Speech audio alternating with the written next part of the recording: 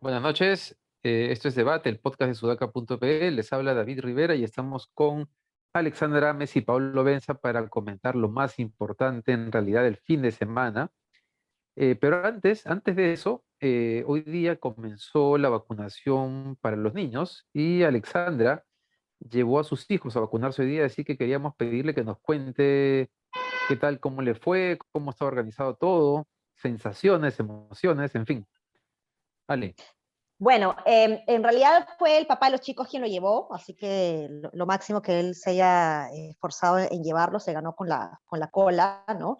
Creo que hay una cola importante porque es el primer día, digamos, pero dentro de todo, o sea, se demoró 2 horas para vacunar a 2 niños, ¿no? Por la situación de los DNIs de ambos, tenían dos DNIs diferentes, pero se han podido vacunar en el mismo lugar al final.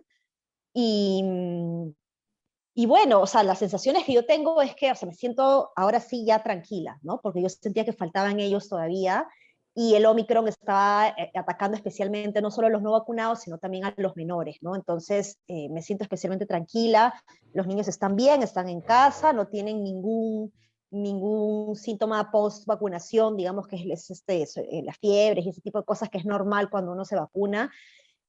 Así que nada, todo súper organizado, como digo, había cola, pero el máximo tiempo de espera ha sido 2 horas, lo cual pues no es tan largo tampoco para ser el primer día en donde todos los padres están tratando de llevar a sus hijos lo más pronto posible, ¿no? Es verdad, es cierto. Y también es cierto que el Omicron está, digamos, genera más síntomas en los niños que la Delta y que la primera variante que tuvimos, ¿no? De hecho, debe ser un alivio. Yo estoy esperando vacunar a mis hijos también. Este fin de Sí. semana será. Bueno, vamos a hablar ahora del caso Repsol, porque ayer domingo ha sido un día importante en entrevistas del gerente, de la primer ministro, también de la entrevista de Castillo con Lucar y la que se viene hoy en CNN, que parece que no le fue muy bien a Castillo por lo que ha dicho hoy día en la mañana en un evento. Pero queríamos comenzar por una nota que parece anecdótica, pero yo creo que deberíamos invitar a algún psicoanalista para que nos comente por qué ha pasado esto. Pero el famoso huaco de la fertilidad ha sido, no sé si incendiado, devastado, qué ha pasado, pero la cosa es que el hueco de la fertilidad ya no, ya fue destruido. Y claro, uno se pregunta, ¿quién ha hecho esto y por qué? Eh, yo no tengo una respuesta. Solamente quería comentar que a raíz de que han destruido el hueco de la fertilidad, estaba escuchando en RPP que los 16 artesanos que tienen talleres cerca al huaco, desde que fue construido e inaugurado, habían aumentado sus ventas. Escuchaba un artesano que decía que él vendía unos 100 soles o vendía unos 100 soles diarios y que de pronto habían subido a 200, 300 y que había días que estaban vendiendo 500 soles en artesanías, porque el turismo había subido, es decir, era un atractivo turístico, se había convertido en un atractivo turístico, aunque la gente se burlase al inicio de él. Este, ¿Qué interpretación le dan a ustedes? ¿Ha sido un partidario de Rafael López Aliaga, asustado, con, con tamaño huaco? ¿Qué ha pasado? Ale, Bueno, tú como mujer, ¿cuál es tu interpretación? Yo me pregunto qué diría Freud de todo esto, ¿no? Al inicio, pues los que más se quejaban, yo creo que ahí hay un tema con los hombres. Creo que Patricia del Río hoy día dio en el clavo cuando los llamó un grupo de pinchicortos, ¿no? Este, pero es que yo no entiendo, ¿no? O sea, realmente sí les afecta, o sea, ¿cómo les puede afectar algo que, o sea, claro, no es normal, evidentemente, tener un pene de ese tamaño, pero es parte de la cultura que se vivía y de reconocer un poco la sexualidad en el mundo en general, no necesariamente en dicha cultura, sino en la humanidad, digamos, ¿no? Es una oda a la sexualidad y uno no tiene por qué temer a eso, ¿no? Ni avergonzarse de ello. Sí, pues, ¿no? Hablando de fertilidad, yo estoy deseando no tener hijos para no tener que Ahí yo estaba vacunarme. pensando lo peor, estaba pensando que ibas a decirlo al revés. Este, ¿Estás deseando no tener hijos? ¿Por qué dices? para no tener que vacunarlos. Ah, ok, ok. Este, ¿quién habrá sido? Mira, puede haber sido, en Perú puede haber sido lo que sea, absolutamente lo que sea. El alcalde dice que han sido sus Claro. rivales políticos, que son de APP y de Elías Rodríguez, creo. En fin, puede haber sido hasta el mismo alcalde para hacerse publicidad y volver a salir en medios, puede haber sido lo que sea, en realidad. Y volver a construir el huaco, solamente que ahora Es van como a un tener que héroe, construirlo enrejado. como un héroe, claro. Pero bueno, lo que sí es verdad es que el Huaco le daba chamba a la gente que trabajaba ahí alrededor, ¿no? Entonces, qué bueno que le haya dado chamba. Sí. En verdad sí es un atractivo turístico. ¿Y por qué no, Es no? impresionante, ¿Y por qué no, claro. no? O sea, es que la cultura moche le daba valor a la representación de la sexualidad, entonces había que representarla, ¿no? Tendría que ser así, tal cual. Si son un grupo de conservadores los que han hecho lo que han hecho, que ya hablando en serio me parece un grado de violencia excesiva, ¿eh? Lo han incendiado y lo han dejado en escombros y en cenizas, me parece exagerado. Si son un grupo de conservadores, pues son peligrosos, ¿no? Si son capaces de hacer eso, un guaco, no me quiero imaginar como un líder liberal, ¿no? Verdaderamente liberal. En fin, no sabemos quién han sido, puede haber sido lo que sea. Estas cosas solo pasan en Perú. Realmente estas cosas pasan en Perú. Evidentemente no solo pasan en Perú, ¿no? Pero estas cosas son, imagínate vivir en Suiza y perderte de estas cosas, ¿no? Increíble. En fin. Es increíble, pero es que la verdad ya voy a dejar con esto, pero, o sea, la imagen y la escena de la gente incendiando el huaco es muy fuerte, porque qué cosas están tratando de combatir, es increíble, es maleado. En fin, vayamos a los temas. Este tema también es serio, ¿ah? Porque como han dicho ustedes dos, es un tema, o sea, no es que el huaco se haya inventado de la nada, ¿no? Es parte de la cultura moche. En Oye, fin, sí, y vamos a hablar verdad, verdad, un, ahora, un dale. antecedente es que Arturo Fernández, el alcalde de Moche, ese que le firmó una carta con sangre a Vizcarra, ¿se acuerdan? En la cuarentena, diciendo que él quería cumplir una cuarentena estricta. Así, es ¿Él un fue? tipo que, sí, alcalde de Moche firmó carta con sangre. César Arturo Fernández Bazán envió una carta al presidente de la República, Martín Vizcarra, y la firmó con su sangre. O sea, es un tipo que tiene antecedentes de ser así figuretti, ¿no? Entonces, por eso te digo que cualquier cosa puede haber pasado ahí.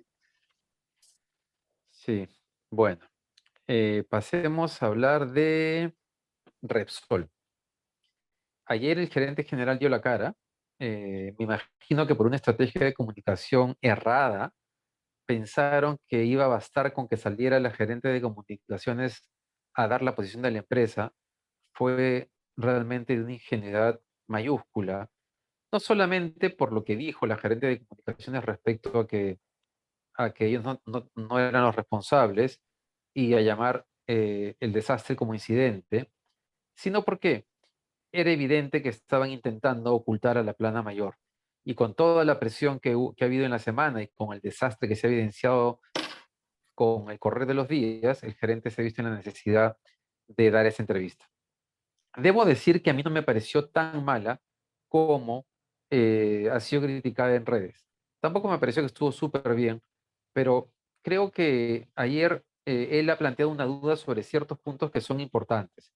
Uno de ellos es que después de que salió el informe sobre los veleristas en el comercio y en otro portal, él ha mostrado una evidencia de una agencia internacional, no recuerdo cuál es, respecto a que efectivamente en ese momento sí se estaba produciendo aparentemente un oleaje anómalo en ese lugar.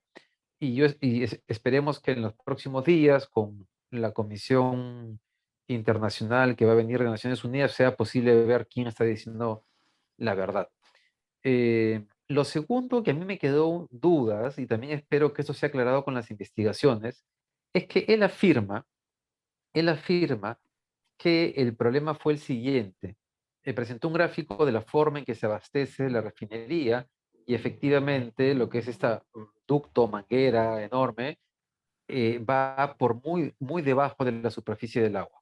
Entonces, cuando se zafa, esa es obviamente la versión de la empresa, esa manguera, en realidad no hay una noción de cuánto de petróleo se ha derramado. Porque según él, y eso es muy raro, el único indicio inicial es el petróleo que ven saliendo a la superficie, pero que supuestamente esa tarde era muy poco. y por lo tanto no tenían capacidad de medir. A mí me cuesta trabajo Totalmente. creer que a estas alturas no haya forma en las embarcaciones de saber cuánto petróleo se está escapando por una tubería, por un ducto, por una manguera, por como se llame. Es decir, ¿qué tipo de embarcación y de tecnología usan? Eh, eh, no sé, eso me ha generado una duda tremenda. No estoy dudando de que lo que está diciendo sea cierto, porque tal vez es lo único que veían, pero que en este momento de los avances tecnológicos, la única manera que tiene una empresa transnacional de verificar qué cantidad de petróleo está escapando sea mirar la superficie, parece una historia de 100 años atrás. Sí, tal cual. ¿Cómo vieron ustedes el... Dale. Repsol en un reporte a la Comisión de Valores de España le dice que tienen literalmente la tecnología más avanzada para detectar derrames. Es decir, para darse cuenta de que se está ocurriendo un derrame. Y me imagino que esa tecnología no es que te detecta, hay petróleo en el mar, tiene que poder detectarte la magnitud del derrame, porque si no, no sería la tecnología más avanzada para detectar derrames, y si no lo puede hacer, no valdría la pena que lo informe con tanta pompa y tanta grandiosidad a la Comisión de Valores de España. Entonces, ahí sí me parece un poco ridículo que su forma de explicarlo diga solo podemos darnos cuenta mediante la observación. ¿Dónde salió eso Pero publicado? Perdón, Pablo, que no lo he visto, me lo he perdido. en Sudaca lo publicamos, de que le habían informado eso a la Comisión de Valores de España en el 2019, si mal no recuerdo. O sea, es un tema diferente al de las boyas. Sí, sí, es Que que su- no Ok, especificaban exactamente cuál era el equipo, pero le informaban que tenían el equipo más avanzado en detección de derrame. Este, ajá. en fin, no creería que el equipo más avanzado en detección de derrames no te puede dar ni siquiera te estoy diciendo de la cantidad exacta del derrame, sino de la magnitud del derrame, para pasar de un jardín, perdón, de 7 galones que menos de un tanque de un auto a un jardín a lo que estamos viendo ahorita, ¿no? Que probablemente es más incluso de lo que se ha calculado. Entonces, eso está difícil. Igual, el tipo sale en Latina y es muy difícil ya después de todo lo que ha pasado tener una entrevista exitosa que todo el mundo salga y diga, ah, aplausos al director, a la cabeza de Repsol, ¿no? Y ya eso es muy, muy difícil, pero en fin, se ha defendido lo que ha podido. Sí.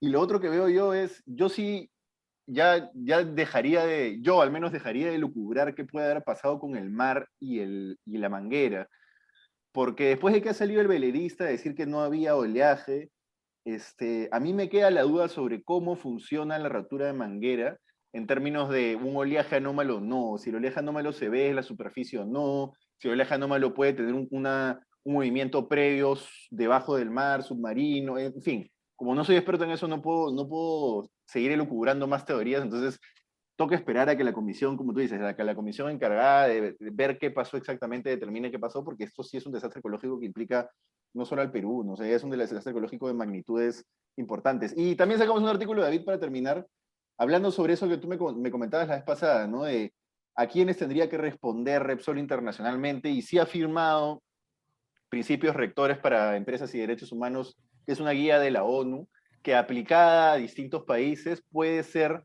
el punto de partida para determinar cuánto va a tener que pagar Repsol en reparaciones y qué responsabilidades en todos los ámbitos va a tener que asumir. El Perú en junio del año pasado, felizmente mediante decreto supremo, adaptó esos principios al Perú, a la legislatura peruana, y España ya lo había hecho años atrás. Entonces, ya hay marco legal vigente para un proceso que haga que Repsol tenga que asumir responsabilidades a nivel internacional, ¿no? Lo que te permiten esos principios rectores de la ONU, que es una guía de la ONU, es hacer que la empresa, la subsidiaria de la empresa, haga responsable a su matriz por un daño que ha causado en un país extranjero donde no necesariamente está domiciliada la matriz. Entonces veamos, ojalá que eso se aplique, ¿no?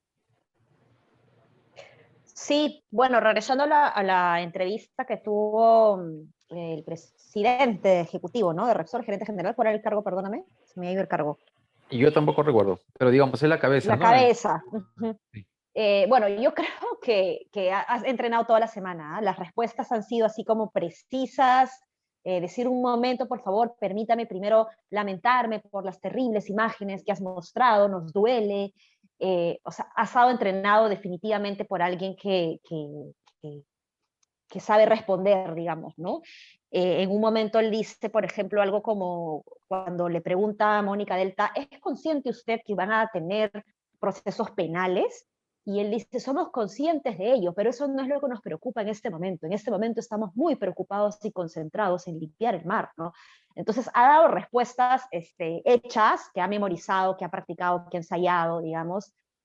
Y claro, como dice Paolo, no sé si salgas bien parado por tremendo desastre, no creo que hayan frases o palabras, digamos, que puedan hacer que él quede bien, pero creo que al haber estado preparado, como creo que ha estado preparado, digamos, y ensayado, creo que ha salido mucho mejor parado que su directora de comunicaciones, que me parece que ensayó, que no ensayó o que de alguna manera pues no estaba lista para que le pregunten si ellos eran o no responsables, digamos, del daño, ¿no?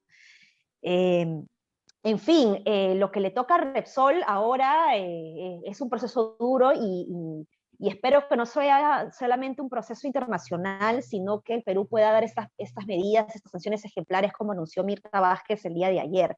Creo que eso es lo que necesitamos y saludo que la presidenta del Consejo de Ministros haya mencionado que esto, al ser una medida ejemplar, lo que se va a hacer con Repsol, se cumpla también en todos los procesos que suceden de derrames en la Amazonía, ¿no? Cuando estos evidentemente no son ocasionados por la misma población, porque hay algunos casos que también suceden adrede, digamos, ¿no? Pero también, así suceden adrede, no deberían poder suceder adrede. No es que cualquier vecino se acerca al territorio y corta una tubería, ¿no? O sea, no debería ser tan fácil. Y ahí la empresa tiene responsabilidad, ¿no? No, y además, Entonces, además el OEFA, ajá, el OEFA hace poco hizo un reporte y reportó, vale la redundancia, que creo que 2/3 no eran adrede. 35%, Ajá, que 35% sí, era adrede y los otros dos ajá, tercios no eran adrede, ¿no? Entonces, sí, así es, así es. Sí, Perdón, sí, me quedé sin señalar en un momento. ¿A qué se refieren con ese tema del adrede y no adrede? de Petroperú, de los rames de Petroperú. Petroperú, yo estaba hablando de los derrames de petróleo, que en Ah, perdón, general, perdón, ok. claro, Mirta Vázquez dijo de que iba también a haber sanciones ejemplares y ahí mencioné que, bueno, también habían algunos casos, ¿no? El 35% de personas que viven, ciudadanos que viven en el territorio, en la zona de influencia, que ocasionan este daño, no sé si serruchando sea la palabra, pero abriendo la tubería, ¿no? Pero o sea, no debería ser tan fácil abrir una tubería, no es que cualquier vecino se acerca y daña una, o sea, y puede dañar tan fácilmente una tubería, o sea, ahí también hay responsabilidad de la empresa, me parece, porque deberían hacer que esto no sea tan sencillo como, ¿no? De realizar.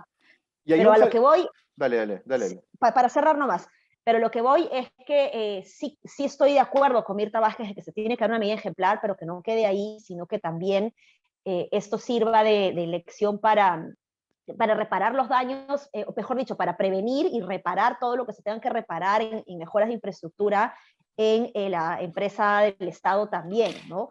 Yo sé que en este momento todos estamos concentrados en Repsol, pero del año 2000 en adelante han habido 400 derrames de petróleo en la Amazonía, ¿no? Entonces, esto es algo que también nos tiene que doler, es algo que también nos tenemos que preocupar y el Estado es algo que también tiene que sancionar, ¿no? Y un jalón de orejas para la izquierda que celebraba que Petroperú vuelva a operar, ¿no? Vuelva al upstream, digamos. En el 192, que es el lote más grande del país, lo va a hacer con un socio operador, que creo que es una canadiense. Entonces, bueno, por lo menos por ahí hay cierta seguridad, pero igual solamente un socio. Petroperú tiene, digamos, la titularidad del lote, o va a tener cierta titularidad en el lote, y sí va a operar en Talara, que es un lote menor, chiquitito, pero que va a financiar, que va, mejor dicho, no a financiar, a proveer de petróleo a la refinería de Talara. Entonces la gente celebra y dice, oh, bien, Petroperú, recuperamos nuestra soberanía sobre nuestros recursos, y en realidad estamos hablando de una empresa que no puede operar un oleoducto sin derramar casi, no sé, pues mensualmente petróleo en la selva y destruir nuestra selva. No es la izquierda medioambiental o ambientalista a la que deberíamos estar acostumbrados o que deberíamos tener como norte, ¿no? Sobre lo de Mirta Vázquez, esto de que a raíz de lo que cuentan ustedes de lo que pasa en la selva, ella ha prometido revisar las regulaciones porque ella afirma que las regulaciones, o dice que aparentemente las regulaciones son muy pro empresa. Yo no tengo ninguna evidencia de que efectivamente sea específicamente en este tema así. Hay muchos temas en los cuales efectivamente es así y esperemos que efectivamente esta desgracia sirva para revisar todo eso. Y una cosa, ¿no? Ujú. Todos odiamos a Repsol en este momento, ¿no? Pero ayer el gerente se reafirmó en que es totalmente posible limpiar el mar antes de fines de febrero. Y ojalá que sea así. él ha dicho que hay no sé si 13 o 17 skimmers trabajando en este momento. Luego Mirta Vázquez, que entra después, que él dice que los dos primeros tuvieron que conseguirlos el Estado y comenzar a limpiar ellos porque Repsol no contaba con los skimmers en ese momento. Entonces hay mucha información que está ahí todavía por aclararse. Es una de las cosas, Ojalá que David, sea posible. Y el David, plan de que contingencia también, ¿no? Repsol, es una de las cosas que Repsol le dice a la Comisión de Valores, le dice que tiene skimmers. Y lo que dice Mirta Vázquez contradice eso. Pues no tenían los skimmers, parece. ¿Dónde Parece. estaban, no? Ajá. O dónde Claro. estaban, ¿no? No estaban ahí, por lo menos. Bien. Y vamos a terminar esta edición, este podcast, con la entrevista de Pedro Castillo ayer con Nicolás Lucar y la que viene hoy día 10 de la noche en CNN. Yo recomiendo no perderse la entrevista hoy día a las 10, porque lo de ayer solamente quisiera decir que Castillo se paseó como Pedro por su casa literalmente, porque más que una entrevista, Nicolás Lucar fue como un facilitador de la puesta en escena que prepararon muy bien en Palacio. Abrieron las puertas, que aquí es el Consejo de Ministros, aquí recibo a los invitados, y todo fue de una superficialidad y una ligereza impresionante. Ayer pensaba que le estaba regalando y le estaba haciendo, o sea, esa entrevista le iba a hacer bien políticamente a Castillo, porque transmitía un nivel de apertura, no había tenido complicaciones, pero luego de lo que ha dicho hoy día, refiriéndose a la entrevista, porque la entrevista de CNN que va a salir 10 de la noche ya fue grabada, y Pedro Castillo ha dicho que ha sido una entrevista extraña porque le han preguntado cosas como de Bruno Pacheco, de Serratea, que son cosas que ya están claras aquí en el país. Y yo la verdad que, o sea, no hay nada claro, más bien. Entonces, Más bien, si no le preguntaba qué sobre bueno, Pacheco, sería un problema, ¿no? No, exacto. y que no, Entonces, no le han preguntado temas que son importantes para el Perú, pero oye, ese tema es importante para el Perú, ¿no? por supuesto que sí. Y solamente a lo que iba es que él debe haber terminado muy confiado después de entrevista ayer con Lucar de que estaba muy bien, que ya estaba canchero, y se ha encontrado con un entrevistador incisivo y sin reparos y que no le perdona ninguna a nadie y que pregunta lo que hay que preguntar, siempre como son los entrevistadores de estas cadenas internacionales, siempre con mucho respeto, no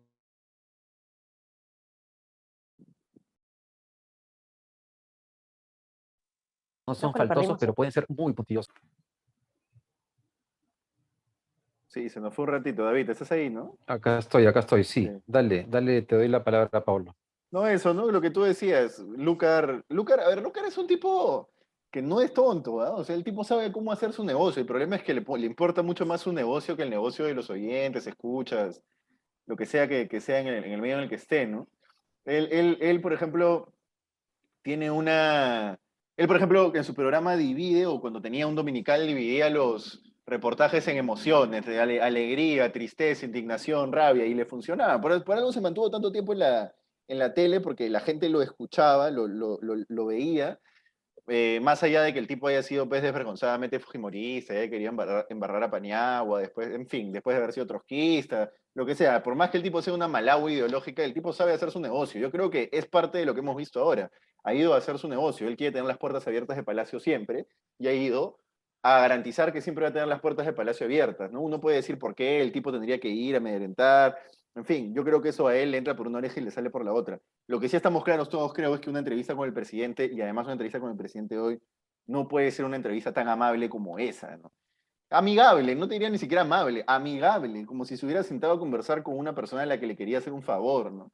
A la que le quería ayudar. Sí. En fin, pero bueno, ojo que Lucar, y no está mal que un periodista tenga línea editorial, pero sí ya esto cruza la línea de la lealtad con el lector, porque un lector, un oyente espera que un periodista le haga preguntas difíciles al presidente. Pero ojo que Lucar siempre ha sido muy claro, y por eso ya lo anticipábamos en podcasts anteriores, de que el tipo quiere al gobierno y está cercano a Castillo y a Perú Libre, etcétera, ¿no? Dale.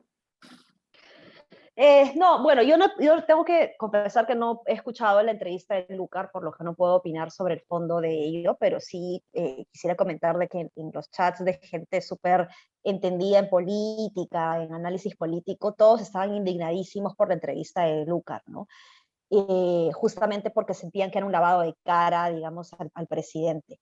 Y a mí me llama la atención que Hildebrand, por ejemplo, siendo bien de izquierda, ha sido mucho más crítico, más incisivo en sus preguntas que el propio Lucar, ¿no? Pero bueno, veamos la entrevista ahora de CNN para ver cómo sale o qué es lo que se responde, pero yo no siento que vayamos a tener mayor información porque aún así no hay mucha sustancia, ¿no?, en la capacidad de respuesta de Pedro Castillo. Entonces, no sé qué nivel de respuesta se van a dar ahí, salvo que sí podría, pues, pronosticar de que no va a haber mucha sustancia en frases importantes, digamos, del presidente. Sí, sí, sí, básicamente más que sustancia, porque es difícil esperar eso de Castillo, yo creo que tiene que ver con que puede terminar haciendo un papelón, ¿no? Pero vamos a ver hoy día a las 10 de la noche la entrevista en CNN. Bien, terminamos con eso. Muchas gracias por Una, habernos acompañado. No una se última olviden de cosita, seguirnos. Dale, David, Pablo. no vayan a comer a la trattoria de Imambrino. Hoy Oye, muy bien, oye, muy importante que digas eso, muy importante que digas eso. hemos sacado una nota Dale. de cómo los malditos le han clavado una demanda por 6,5 millones al mesero que los denunció por retenerle las propinas, al mismo estilo de Acuña con Acosta. Una demanda además que ha sido calculada por un perito que no es experto en calcular ese tipo de demandas, sino en calcular pues de trabajos de ingeniería, ¿no? Y además no lo quieren reponer. Un juez ya ordenó en julio que el despido había sido en represalia por la denuncia y que lo repongan y no lo quieren reponer todavía. Lo están peloteando con la excusa del examen médico. No, no vayan a comer ahí y pasen la voz a sus conocidos y pueden de que no vayan a comer ahí, ¿no? Eso. Sí, sí, solamente Eso. una recomendación. La entrevista de Pati del Río hoy día a Alberto Vergara vale la pena escucharla. Y también un artículo que ha publicado en El País sobre el futuro de la derecha latinoamericana. Para todas Ujú, las personas de derecha, vale la pena ujú. leer Sí, el sí, artículo que ha escrito Alberto Vergara. sí, sí. Eso es. Nos vemos mañana. Un abrazo. Nos vemos.